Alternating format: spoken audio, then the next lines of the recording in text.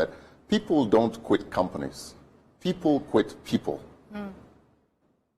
So when a good employee, one of your stars, leaves the company, okay, it's because of some issue, just as Mireya suggested, with the supervisor or the supervisor, something about that, that either the supervisor is doing or not doing.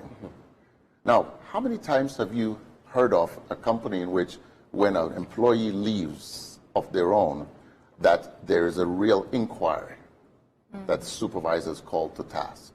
That needs to start happening, because the fact is that the balance of power is changing. See, the millennials aren't necessarily looking for, you know, guaranteed security, long-term jobs. They're getting used to moving from one place to the other. They're going to work on their skills.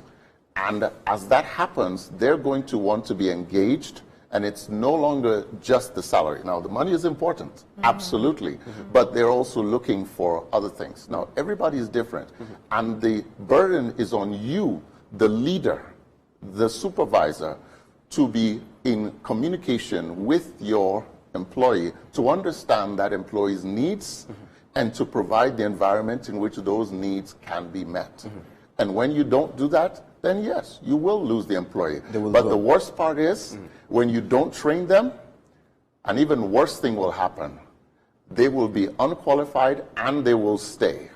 So you can imagine holding that burden as well. Exactly. Right. But then, what of a situation or a scenario where you have actually trained them, you have actually invested in them, and then competition comes and poaches them? I mean, we see these a lot in various markets.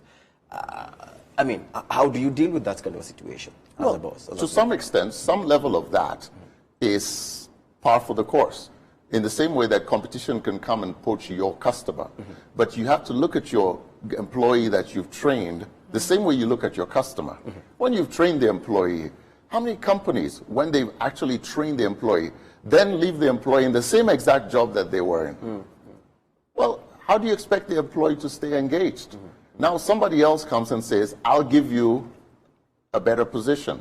So it comes back to, even as you're training, you know, there's a book that says begin with the end in mind. You know, even as you're training, you and the employee should already have an idea to say, okay, when you do this training, if you complete it successfully and are able to achieve the learning outcomes and the skills, then what will we do? Where are we going to put you so that you can actually use these skills? That understanding needs to have been communicated even before the training.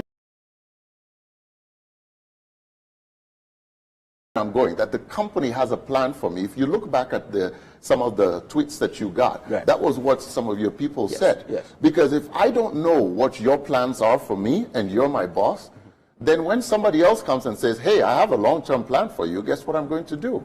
You'll walk out. Of course I walk out. It happens in life, it happens in relationships, and it will happen in work. Right.